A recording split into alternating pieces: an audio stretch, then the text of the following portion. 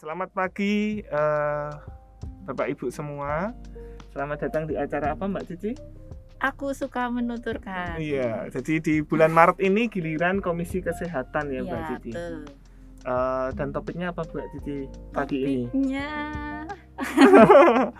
Topiknya tentang saya lihat dulu. Bagaimana sih kita bisa menghemat budget pada kondisi yang isoman ini, padahal harus dapat nutrisi yang seimbang. Nah, sehingga pada kesempatan pagi ini kita mengundang pembicara cantik dari Bethesda. Ya. Siapa Mbak Cici pembicara kita? Ibu Endang, Lucia Endang.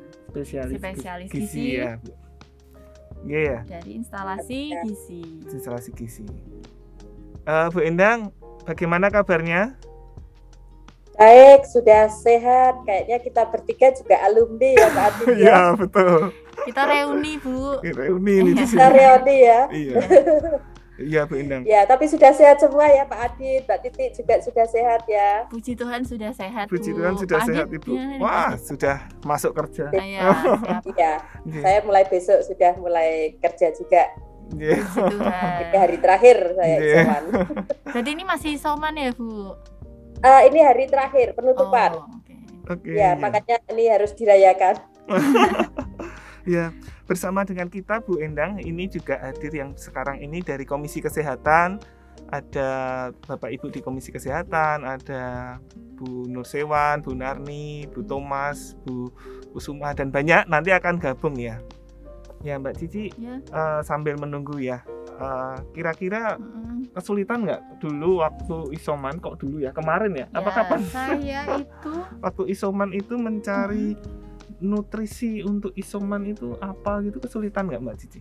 Sebenarnya kalau kesulitan atau enggak gimana ya Pak, gampang-gampang susah ya, karena kami kan isoman nih ya, isoman otomatis nggak bisa kemana-mana, jadi ya gimana caranya harus apa ya namanya ya, yang ada di rumah untuk apapun itu ya gimana caranya supaya itu mencukupi gizi kita. Cuma kalau dilengkapi dari buah, sayur, protein, karbohidratnya, nah itu kadang kita kalau orang awam masih bingung ya Pak. Ini butuhnya yang mana gitu ya. Butuhnya ternyata ayam. Ya, Wah, kadang yang enak yang banyak. Iya. Nah, kesempatan pagi ini kita akan tanya-tanya nih sama Bu Endang. Sebenarnya Bu Endang dalam masa isolasi mandiri dengan nutrisi yang cukup untuk kebutuhan, itu yang seperti apa sih Bu Endang? Ya, tadi temanya isoman ya.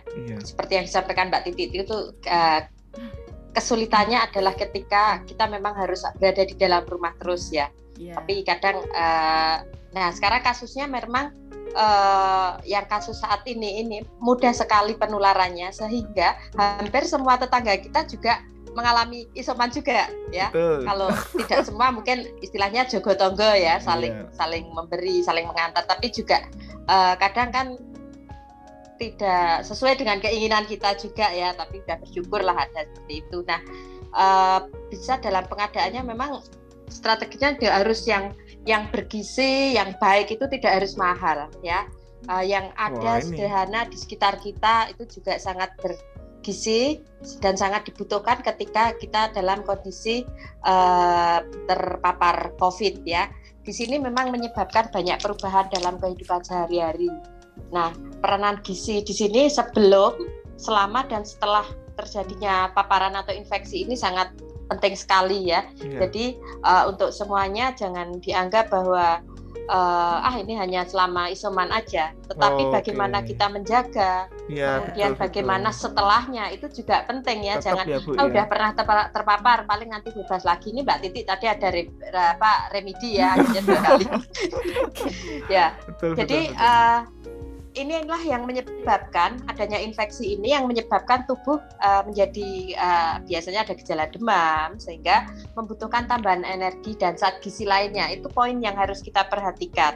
Jadi untuk ada beberapa yang mengatakan karena isoman, karena ini sehingga tubuh menjadi obes ya. Yang setelah terpapar COVID datang ke saya atau kontak ke saya, Bu, saya kok jadi berat badan saya naik. Nah, di sini kita harus bisa pinter-pinter mengatur pola makan yang seimbang, tetapi tetap sehat, dan ini meningkatkan untuk kekebalan kita terhadap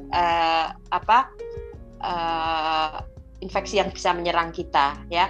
Tadi apa sih yang bisa kita berikan? Jadi yang penting kita harus lihat dulu siapa yang harus kita sediakan di rumah. Dalam satu rumah belum tentu semua terpapar.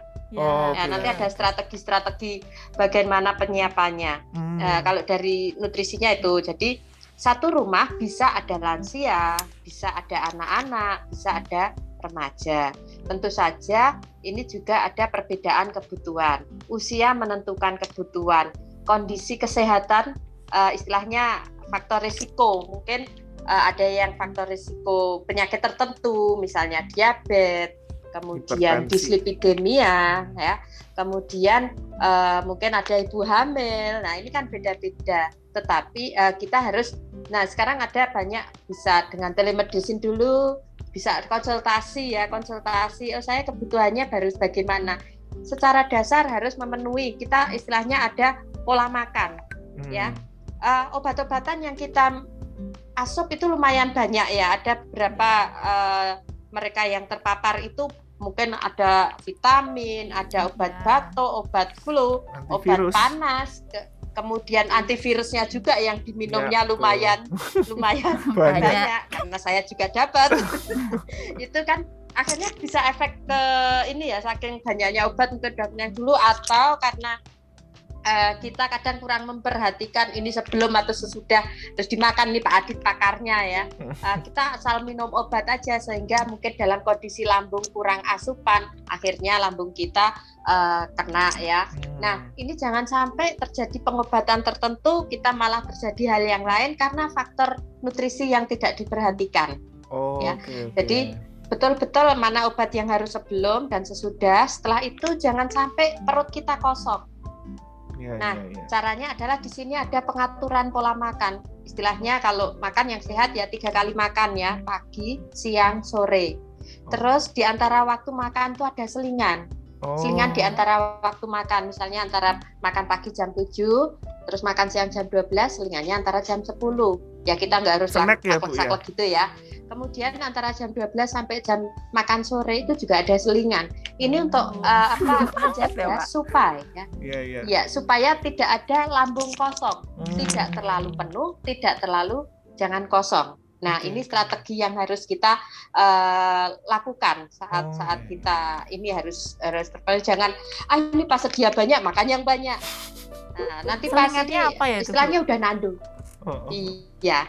Nah, itu terus makanan kita bagaimana? Ya, mengandung sumber karbohidrat. Itu yang menjadi energi terbesar. Karbohidrat itu apa? Ya, ada nasi, mungkin nggak biasa nasi, bisa roti, bisa kentang, bisa jagung, bisa ubi, monggo, apa yang tersedia di situ, apa yang mudah di lingkungan itu.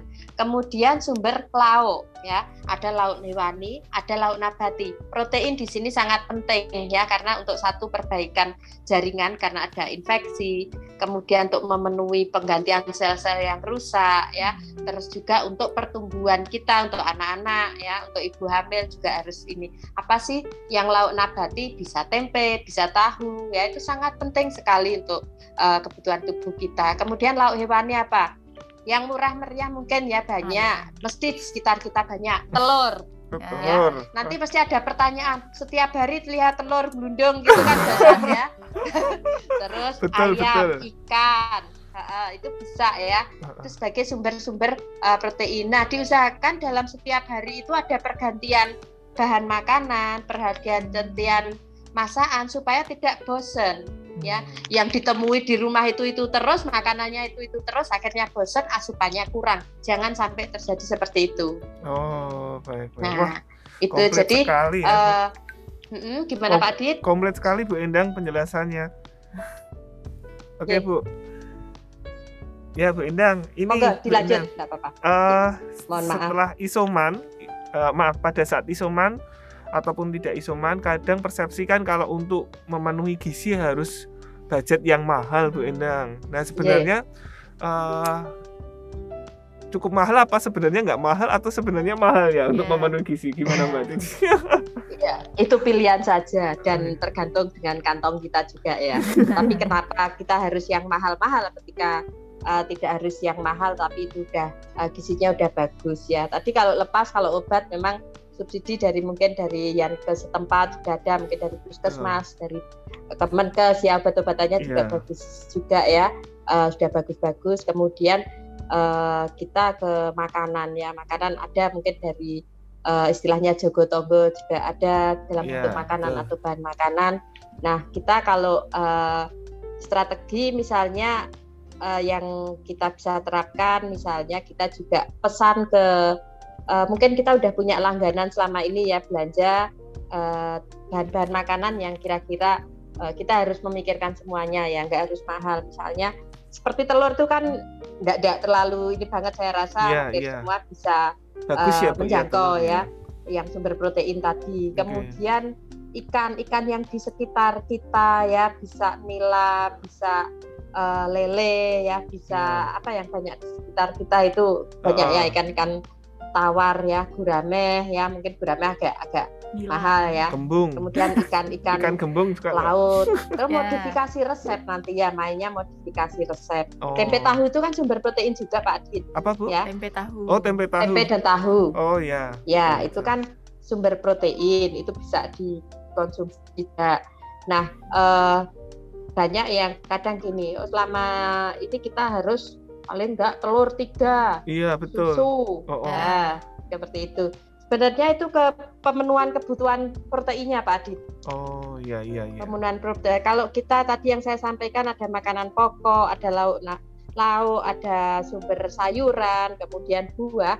Yang kita ingat bahwa orang-orang ada yang terpapar ini, atau untuk pencegahan paling enggak kita memenuhi kebutuhan gizi kita sesuai dengan komposisi tubuh kita, berat badan, tinggi badan, paling tidak ya, pengen tahu ya dengan konsultasi. Kemudian status kesehatan kita, aktivitas kita apa ya, tentu saja dalam masa kita terpapar aktivitas kita mesti ya cenderung ringan ke sedang ya, ringan lah paling enggak. Terus kemudian status ini jenis kelamin juga mempengaruhi juga ya. Nah setelah itu kita tahu kebutuhan kita sekarang ada terpenuhi. Kenapa tadi ada sumber karbohidrat itu sebagai sumber energi terbesar, sumber protein lauk tadi sumber protein ya, kita sudah tahu fungsinya. Sayuran sumber vitamin dan mineral, kemudian buah-buahan juga sumber vitamin dan mineral dan juga serat. Nah di sini asal kita terpenuhi dari berbagai macam ini untuk istilahnya vitamin D-nya ada, E-nya ada, C-nya ada dari buah-buahan, itu sebenarnya sudah cukup juga. Jadi misalnya, tapi memang harus ekstra vitamin, multivitamin yang kita sudah dapatkan ya. Jadi tidak harus langsung makan kita udah banyak, multivitamin kita terlalu tinggi kayak fit saja yang tinggi-tinggi banget, itu juga kurang bagus juga malahan untuk lambung kita ya. Pak Adit juga di sini lebih pakarnya nanti ya dalam hal terapi obat ya.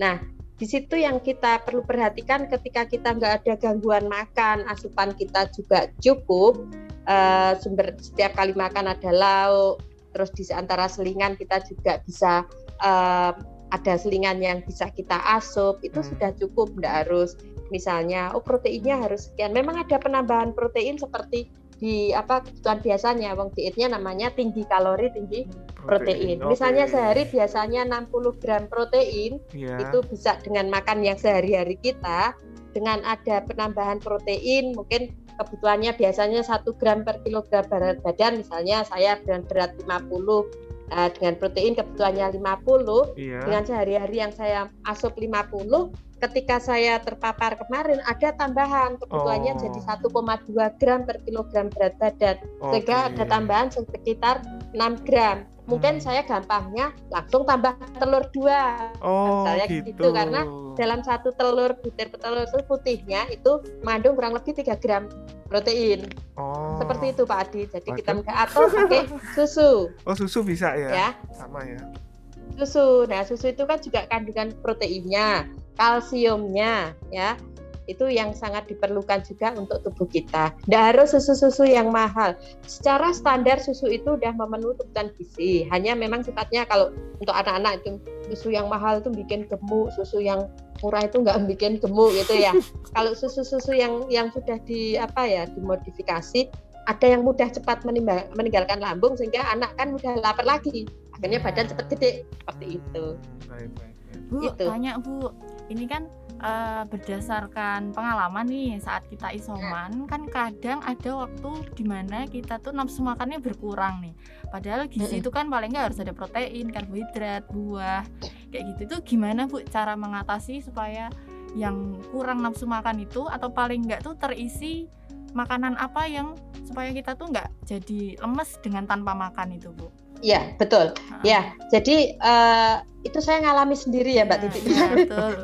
Selera asupan saya rendah sekali sehingga tetapi saya harus masuk, ada sesuatu yang masuk dalam tubuh kita. Ngunyah males, ya ngunyah males, bayangke makanan kadang juga males. Tapi kita juga harus bisa ini makanan apa yang mudah diasup itu juga memenuhi berbagai macam kebutuhan nutrisi kita. Ya, sekarang juga banyak produk-produk ya, saya nggak akan nyebut produk-produk yang sudah mengandung berbagai macam nutrisi yang istilahnya tinggal lek gitu sudah bisa ya.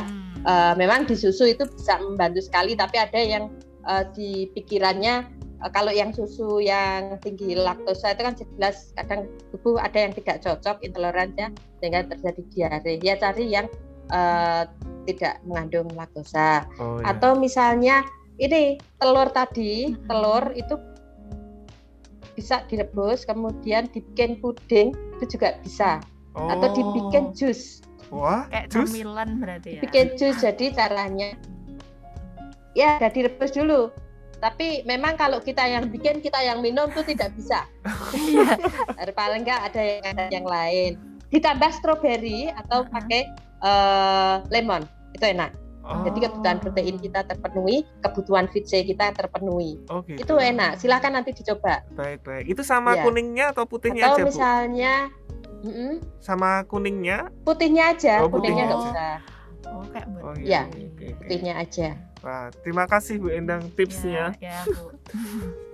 Bu Endang, ini kan juga ada nih teman-teman yang dia punya diabetes, dia punya kolesterol tinggi. Itu menunya berbeda nggak Bu Endang?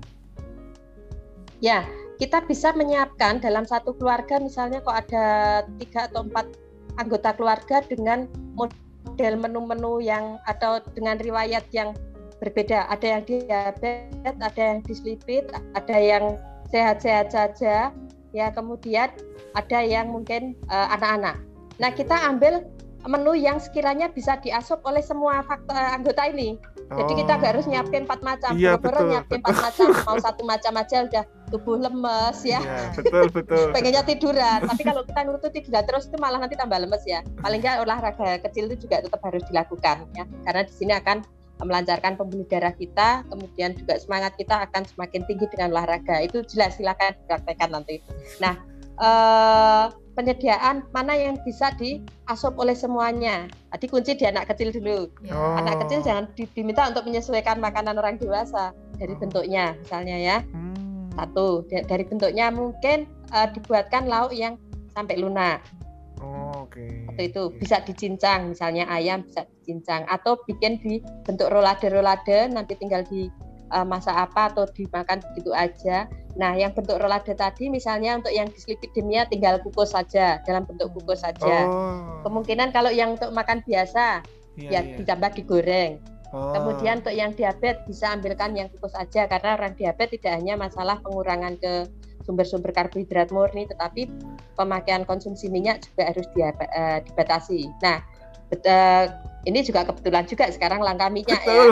Nah, sekaligus untuk manajemen untuk penghematan minyak.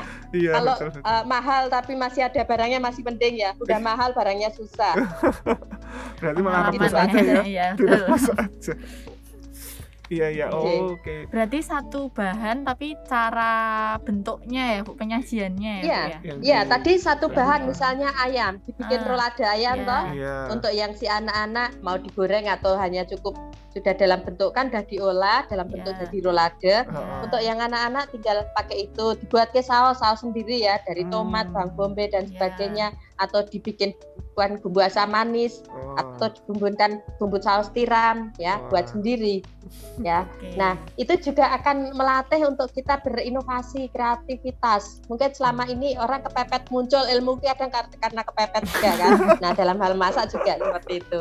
Nah ini nanti si anak bisa, si yang dislipidemia yang dengan lemak-lemak tinggi tadi bisa, yang orang dengan diabetes tadi bisa, apalagi yang biasa dia harus menyesuaikan seperti yang lain aja. Tapi kalau pengen digoreng bisa, atau cukup dipanggang setelah dikukus tadi, panggang bisa, nanti pakai lalapan atau atau ya pokoknya masakan yang tidak harus terlalu banyak olahan-olahan dengan berbagai macam tindakan-tindakan pengolahan itu juga akan mengurangi zat gizi di dalam bahan makanan tersebut malahan. Jadi yang sederhana aja, tetap fresh, zat gizinya nggak banyak yang rusak, dan waktu hemat, kita bisa makan dengan nikmat. Seperti itu. Mantap sekali ya Bu. Ya. Bu, tanya lagi Bu, ini terbesit nih di pikiran, gimana kalau untuk orang yang mengalami obesitas atau dia sebelum sakit itu diet makanan kayak gitu. Lalu saat sakit otomatis kan dia harus banyak asupan gizi. Nah itu gimana Bu? Dia apakah tetap melanjutkan dietnya atau diganti menunya atau bagaimana Bu? Iya, namanya orang diet obesitas itu hati-hati juga yang harus kita perhatikan. Banyak yang diet sendiri akhirnya dia asupannya kurang dari BMR kita. BMR itu apa? Basal metabolisme rata-rata asupan atau yang harus dipenuhi oleh tubuh kita tanpa aktivitas. Ya, untuk nafas, untuk metabolisme dan sebagainya. Misalnya saya mencontohkan saya terus saja, nanti Pak Adit saya belum menghitung. Iya Bu. Ya, saya ini rajin menghitung untuk saya. Jadi misalnya saya ketemunya 1100 untuk basal metabolisme saya. Saya tidak boleh kurang dari itu paling tidak. Nah, saya itu dalam kondisi tidak aktivitas. Karena saya ada aktivitas, saya harus ada istilahnya untuk memenuhi untuk aktivitas itu, sehingga ada in dan out itu balance. Atau misalnya saya akan membuang lemak-lemak yang ada di tubuh, paling enggak saya harus mulai ngurangi tidak melebihi dari yang itu, atau akan ada kurang sedikit sehingga ada istilahnya pembakaran cadangan di tubuh yang kelebihan tadi. Tapi jangan sampai kita kurang dari BMR kita. Nah kalau kurang dari BMR akan terjadi muncul masalah yang lain, masalah kesehatan malahan munculnya. Ya itu. Jadi untuk yang menjalani ini mungkin tidak seketat hari-hari biasanya ketika dia sehat. Tetap harus ada penambahan tadi, ada penambahan protein ya. Tinggal pemilihan bahan makannya, hindari makanan-makanan yang dalam tetap tinggi lemak, yang goreng-goreng itu tetap dihindari, itu kan tetap bisa jalan ya. Itu kemudian karbohidrat mungkin tidak memang karbohidrat di sini tidak sekarang karbohidrat tidak boleh terlalu banyak banget ya, dia apalagi aktivitasnya juga diperhitungkan. Pada saat kondisi dia biasa yang diet tadi, pasti dia exercise-nya juga akan lebih tinggi dibanding ketika dia terpapar. Karena saat terpapar tetap dianjurkan olahraga dalam kondisi orang yang ringan nih, tetapi tidak boleh berlebihan, tidak boleh terplosir. Seperti itu. Jadi kalau kita mungkin ada memakai, sekarang kan ada indikator ya, ada jam yang bisa untuk monitor berapa sih dengan jalan di dalam rumah. Olahraga itu nggak harus, wah saya nggak ada waktu, wah saya nggak ada sarana untuk olahraga. Di dalam rumah bisa dilakukan. Ya memang agak boring ya, yang area-area itu. Baik, terima kasih Bu Endang. Tadi kan Bu Endang di awal menyebut makan 3 kali sehari, pagi, siang, sore, sama snack 2 kali di tengah selingan. Snacknya tuh apa Bu? Mie ayam, apa bakso? Selingannya. Iya. Selingannya. Ya sebenarnya seadanya sih Pak. Ya. Tapi gini ya, intinya itu biar tidak kosong di antara waktu makan. Tapi ya diusahakan karena kita ada keterbatasan untuk pengadaan ya selama isolasi itu. Bayangkan sebenarnya sekarang sih mudah ya, tinggal ada uang kita gosen ya. Iya, betul.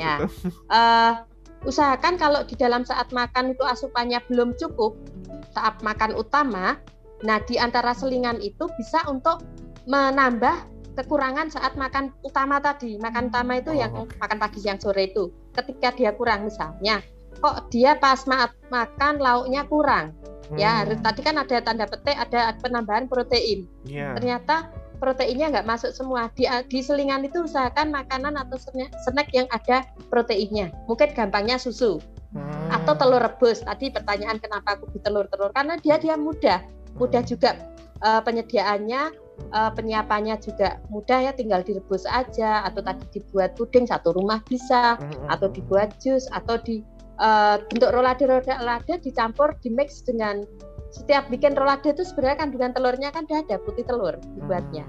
Nah, sehingga banyak orang yang kadang makan utuhan ayam utuh atau daging utuh nggak bisa, ketika dalam bentuk seperti itu bisa diasup karena tidak melihat utuhan. Ya, kadang kita lihat potongan ayam gitu kadang blenger juga ya. Tapi kalau udah dalam bentuk lain itu bisa kita asup. Telur juga mungkin dalam bentuk gelundungan gitu aja kita enek ya. Kemarin telur, sekarang telur. Nah, dibentuk dengan yang lain, dimodifikasi ya. Misalnya dengan sebenarnya kayak daun singkong itu kan mudah, murah meriah, sayuran, serat. Itu bisa dibikin rolade daun singkong, direbus, nanti kemudian ditambah tahu, dikasih tahu itu dibuat adonan, terus nanti daun singkong yang rebusan tadi taruh dalamnya, tahunya dikasih putih telur, nanti jadi rolade. Itu sayurannya dapat, proteinnya dapat. Bisa ya, dicoba nih Pak. Saya yang nyoba, Mbak Cici yang masak. Di belakang rumah mah banyak daun singkong, Bu. Nah itu kan, jadi kita harus bisa memanfaatkan produk-produk lokal kita yang ada di situ ya. Pot-potan kita mungkin kalau di kota ya, di ini Pak Adit, kalau saya kan orang Sawangan ya, Magelang ya, ini banyak banget itu pot-potan bisa dimanfaatkan kalau nggak punya tanah pekarangan ya, untuk nanam ini apa, sayuran-sayuran tadi, sawi itu kan mudah juga. Kemudian daun singkong itu batang dicublekan gitu udah tumbuh dia. Udah tumbuh itu ya. Nah, itu sekarang jadi mulai sedini mungkin kalau ada batang-batang singkong silakan langsung masukkan ke pot-potan. Persediaan tuh kalau ada isolasi. Baik. Terima kasih, Bu. Terima kasih ya Bu Endang. Ini saya itu ketika memakan makanan itu kan saya kadang milih-milih nih, Bu. Milih-milih dan akhirnya yang nggak dimakan yang justru itu tuh yang sehat. Itu contoh misalkan ada sayur gitu, ada yang dipilih malah sayurnya nggak dimakan. Nah, tapi dipilih lauknya gitu, dan sukanya garingan ya, pakai sambel. Iya, betul. Sambel terus lalapan, lauk, nasi itu paling suka, tapi pakai sayur nggak mau tuh, sayurnya disingkirin. Ternyata Bu Endang ngasih tips-tips tadi ya Bu Endang ya. Itu bisa dibuat lauk, dibikin rolade, bahkan telur pun tadi di jus pakai stroberi ya Bu ya. Iya, pakai stroberi atau pakai lemon. Terus dikasih ke agar atau gitu dikasih pisang. Terus dibuat puding ya Bu ya? Dibuat puding bisa. Okay, ya. Kemudian sayuran tadi tidak hanya daun singkong, misalnya ada buncis, wortel. Itu misalnya anak-anak itu kan susah sekali ya, susah sekali makan sayuran. Nah, alasannya itu biasanya karena apa? Males ketinggal di antara gigi. Nah, itu bisa tadi buat ditambah putih telur di blender. Dibumbu, kemudian dikukus. Nah, itu cara-cara. Kalau mungkin Pak Adit melihat di rumah sakit kita ya, itu kan lauk-lauk saring tuh semua sayuran kita ada wortel, ada buncis, ada bayam. Itu kita buat seperti itu dengan jadwal yang setiap hari berbeda-beda. Jadi untuk pemenuhan sayurannya ada. Tetapi ada juga mungkin di rumah. Tapi sebenarnya kalau misalnya nggak ada blender ya. Tapi sekarang minimal lah blender ada. Misalnya nggak suka sayur atau tadi kok ribet, ini kan strategi kita biar protein semua masuk, sayuran masuk ya. Tadi strateginya seperti itu. Bisa juga sayur itu sumber apa atau mineral dan serat. Di buah-buahan juga itu. Nah, anak-anak itu kalau udah bilang no atau tidak, itu kan sudah ya. Susah. Ya, buah-buahan yang harus terpenuhi. Diblenderkan. Kalau disiapin utuhan gitu biasanya cuma dilirik aja. Ya, di blender. Jadi tadi biar bentuknya lebih ini, kadang kalau lihat misalnya jus melon atau jus semangka itu kan misah ya. Misah kan kalau dijamin. Nah, itu bisa ditambahkan putih telur sebagai emulsifier, itu kan jadi bisa bisa Nyampur. menyatu. Oh. Apa itu Ya. nggak amis ya, Bu? Apa nggak amis? Direbus dulu. Oh, Direbus iya. dulu. Oh. Iya. Terus nanti ditambahi lemon. Lemon Iya, itu kan juga akan membuat rasa enak, atau strawberry. Jadi ada agak kecut-kecut itu kan orang cenderung menerima kan. Iya, jadi ada pepaya, ada kates, ada pepaya itu kates ya, ada pisang. Itu manfaatkan buah-buah yang selalu ada di sekitar kita untuk tadi modifikasi resep. Jadi di sini Kak Askan. Nah, tapi jangan lupa bagaimana penyiapan kita. Penyiapannya kebersihan ya. kita ya, karena yang disiapin mungkin yang bebas COVID, yang bapak-bapak ibunya kena. Nah, padahal namanya nyiapkan makan itu biasanya Bareng-bareng. ibu-ibu ya. Ya itu juga di sini harus alat makan harus terpisah.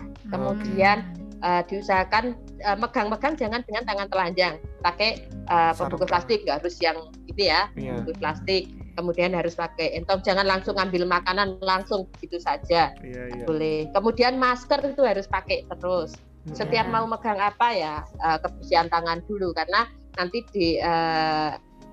ada yang megang yang sehat tadi, yang tidak terpapar tadi. Jadi kalau dalam satu lingkup keluarga yang mungkin areanya terbatas ya, sana ketemu ini, sana memang harus ini. Yang kalau misalnya 4 orang, yang 3 terpapar, yang 1 enggak, ini akan yang 1 yang terkurung kan, jadi tetap harus ini, karena stamina masing-masing juga beda. Walaupun yang 3 kena ya tetap harus pakai semua. Ini saya nggak pakai, saya sendiri ya ini.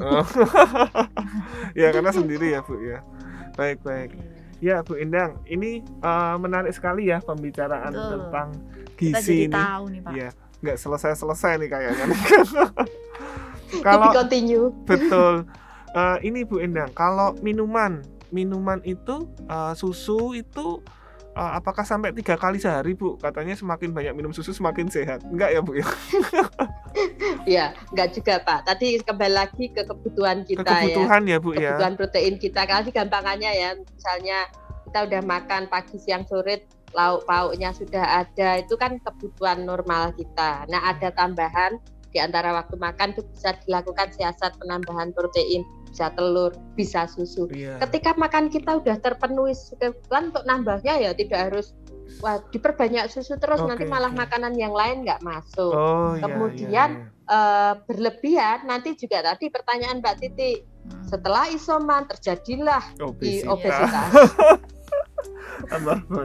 Karena itu akan menjadi budaya juga, ketika kita makan lat nanti akan jadi kebiasaan ya. Kemarin sudah diet, istilahnya balas dendam juga kan. Udah diatur gini-gini, akhirnya pola makan kita yang sebelumnya udah bagus menjadi rusak karena berpikirnya lah karena isoman akhirnya tubuh kita jadi gemuk. Itu sebenarnya tuh ini aja lah. Sebenarnya kalau kita atur ya dengan kita juga exercise tetap, kemudian pemilihan bahan makanannya yang tetap yang rendah lemak ya, tidak yang tinggi lemak, seperti itu. Bu Endang, tadi kan menyebutnya makan sore, kok nggak makan malam ya Bu Endang? Makan sore itu maksudnya di sini jam 6 ya. Oh gitu, di atas jam 6 nggak boleh ya? Nah, di atas jam 6 itu boleh kalau misalnya yang orang diabetes ya, kan ada konsumsi obat pagi. Ada selingan sebelum tidur ya, ada tambahan 1 selingan. Untuk yang sehat ya enggak masalah sih, mau ada selingan di sebelum tidur atau apa ya. Karena juga lambung kita ini, tapi diusahakan enggak usah makan besar. Apalagi makan besar yang kebetulan lauknya ada goreng-goreng, karena kita harus melihat ada misalnya ada dislipid atau yang tidak dislipid tapi faktor usia. Malam itu kan proses pembentukan penyusunan lemaknya kan tinggi kan Pak Adit ya. Nanti kalau itu makan malam, udah makan sore udah terus malam, itu nanti jadi kebiasaan 4 kali makan toh. Nah, diusahakan tetap makan itu yang makan sore itu ya jam 6 atau mentok jam 7 lah. Nanti kalau malam kok ada lapar atau mungkin karena asupan obat yang perlu kita juga nggak boleh terlalu kosong, karena malam ke pagi itu agak panjang, ada selingan di situ. Mungkin mau makan roti tawar 1-2 lembar atau pisang rebus ya. Yang diusahakan juga tetap jangan yang tinggi-tinggi lemak. Seperti itu. Wah, ini waktunya berjalan cepat sekali Bu Endang, nggak terasa nih Bu Endang kita diskusinya ya Mbak Cici ya. Iya, nggak terasa ya. nggak terasa. Dan kita banyak dapat informasi nih Pak. betul. Iya. Nah, nanti ini kita akan sharekan Bu Endang dalam program ASM tadi ke Di YouTube-nya GKJ GKJ Samirono Samirono Baru. Baru. Oke, ini Bu Endang, tadi kita juga pernah nih senggol-senggolan sama Mbak Cici. Sekalian ditanyain Bu Endang, ini pengganti minyak goreng apa ya? Ya tuh Karena Bu, minyak apa nih goreng. Bu? Iya Bu, kan sekarang susah nih. Sedangkan sebagian besar kalau masak pasti pakai minyak. Ya. Gimana nih Bu? Nah, sebenarnya setiap peristiwa itu kita ambil hikmahnya ya. Wes. Ya. Pasti itu ada Maksudnya. di balik itu ada rencana yang indah. Amin. Ya, memang kita kesulitan. Saya juga di kantor agak kesulitan kemarin karena divisi pengadaan juga ya. Kita agak kesulitan, tapi puji Tuhan sudah dapat mensiasati bagaimana kita pemenuhan minyak, karena memang sehari-hari kita tidak bisa lepas dari minyak ya, minimal untuk gongso bumbu misalnya nggak harus goreng-goreng, itu kan bisa. Salah satunya mensiasatinya kita mengurangi makanan atau selingan-selingan yang model goreng atau kemudian digunakan memang minyak itu untuk mengajari kita supaya menjadi kebiasaan pemakaian minyak itu secukupnya aja. Jadi dianjurkan kan minyak hanya sekali pakai, jadi kita gunakannya sedikit aja. Untuk gongso bumbu itu sedikit. Saya kalau goreng-goreng juga sedikit, saya biasanya pakai teflon atau panci-panci yang produk tertentu itu yang bisa pemakaian minyaknya sedikit. Nah, jadi saya dengan kondisi ini saya ya tetap jalan aja ya, karena sudah biasa meminimalkan pemakaian minyak tadi. Kemudian sebenarnya kan pengganti minyak ada margarin, bisa ya. Terus misalnya untuk minyak atau minyak itu kan juga mengenakkan ya, mengenakkan lemak sendiri itu mengenakkan. Misalnya kita dengan kaldu ya, sebenarnya rebus-rebus kayak tulang-tulang itu juga akan ada, misalnya untuk tambahan nggak harus bumbu sup, misalnya nggak harus digongso tanpa minyak itu kan bisa. Terus nanti untuk biar ada gurih-gurihnya ya pakai kaldu tadi mensiasatinya. Terus misalnya sukanya apa yang mesti pakai minyak, kalau santan kan nggak masalah ya. Sebenarnya dari kelapa itu kita bisa membuat minyak sendiri juga bisa ya. Dari kelapa diparut atau nanti di gongso itu, tapi lama banget ya. Nah, itu pakai margarin atau ya yang jelas kita di sini adalah penghematan. Ya, memang akhirnya pada antri atau mencari minyak mungkin sebulan kita hanya dapat berapa ya. Itu harus minimal sekali. Saya terus terang, saya kebutuhan minyak juga bisa saya manage sedemikian rupa sehingga istilahnya saya tidak ada kesulitan sekali. Kita mendidik dalam keluarga pemakaian minyaknya, mungkin nanti bisa dicek lemaknya ya, pre kesulitan minyak dan pre ketika minyak gampang dan pos setelah susah. Iya betul. Baik. Itu jadi bisa margarin, bisa minyak-minyak yang dari produk-produk itu yang padat itu memang kurang ini ya. Kalau margarin kan dari tumbuhan ya. Iya. Oh, baik. Terima kasih Bu Endang. Wah, sepertinya ini kita sudah komplit ya hari ini. Pak. Sudah dapat banyak. Kalau ada yang kurang bisa WA. Mungkin boleh nih Bu Japri Bu nih. Boleh. Kalau ada yang minta kita share nomornya Bu Endang boleh? Ya Bu Endang. Baik. Terima kasih Bu Endang atas waktunya. Terima kasih Bapak Ibu, Mbak Cici, silakan ada yang mau disampaikan.